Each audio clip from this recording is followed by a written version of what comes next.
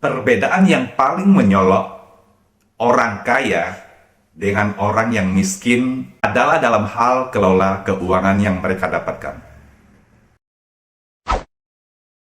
Semua orang pada awalnya adalah mendapatkan penghasilan secara aktif, atau yang disebut dengan active income.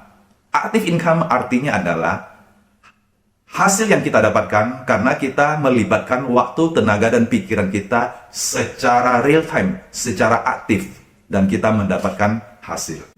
Baik kita bekerja sebagai karyawan di sebuah perusahaan, atau mungkin kita menjadi orang yang membuka usaha sendiri, atau dalam hal lainnya kita melakukan suatu pekerjaan secara freelance, seperti agen asuransi, agen properti, atau menjadi makelar dalam berbagai hal. Itu adalah hasil-hasil yang kita dapatkan secara aktif. Artinya, kalau kita tidak terlibat secara waktu dan tenaga, tidak terlibat secara pikiran, kita tidak mendapatkan hasil. Penghasilan-penghasilan yang saya sebutkan tadi, kalau kita sudah dapatkan, dan seterusnya adalah berbicara bagaimana kita kelola akan penghasilan yang kita dapatkan tadi. Cara kita kelola, mengalokasikan penghasilan kita untuk dipakai seperti apa, itulah yang menentukan ke depannya kita tetap menjadi orang yang miskin atau kita ada harapan menjadi orang kaya. Orang miskin kalau mendapatkan penghasilan yang dipikirannya adalah bagaimana uang itu digunakan untuk biaya hidup, untuk gaya hidup seperti membeli pakaian yang mahal, membeli gadget yang mahal, digunakan untuk pergi jalan-jalan dalam negeri, jalan-jalan ke luar negeri, pergi makan di restoran-restoran yang mahal, beli sepatu yang mahal, dan lain sebagainya. Dan dia mengabaikan penghasilan tersebut untuk dialokasikan sebagai tabungan, sebagai dana darurat, dan sebagai dana investasi yang kedepannya bisa menjadi passive income. Jadi, orang yang bermental miskin atau tetap stay sebagai orang miskin, walaupun penghasilannya dari hari ke hari semakin meningkat, namun kalau dia mengalokasikan uang yang didapat seperti yang saya katakan tadi, orang seperti ini sangat susah untuk naik kelas menjadi orang kaya. Kenapa?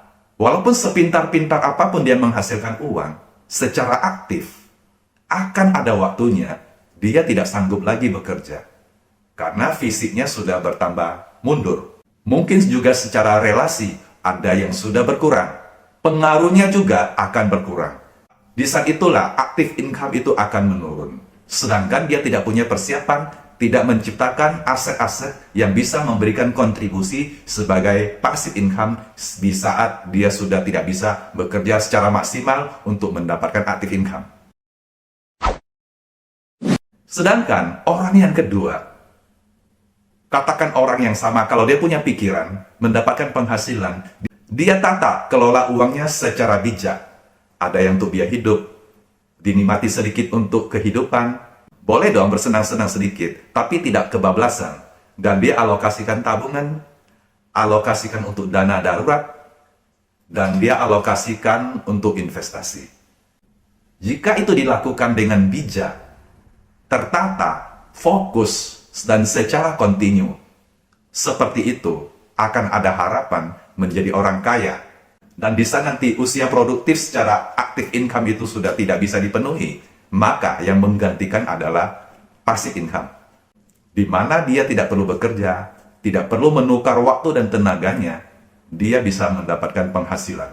Bahkan banyak di antara mereka yang bijak seperti ini, mereka menjadi orang kaya, menikmati masa tua dengan berjalan-jalan, menikmati hidup, jalan-jalan kemana yang dia inginkan, makan apa yang mereka inginkan, dan lain sebagainya. Jadi, selagi kita ada kesempatan, bahkan di saat kalau kita punya penghasilan yang semakin besar, yuk, Anda dan saya kita sama-sama belajar supaya apa yang kita hasilkan tidak kita habiskan sebagai biaya yang tanpa bekas, tapi kita belajar bersama-sama menata keuangan kita dengan harapan kita ada keuangan yang jauh lebih baik, lebih sehat di masa tua kita. Semangat!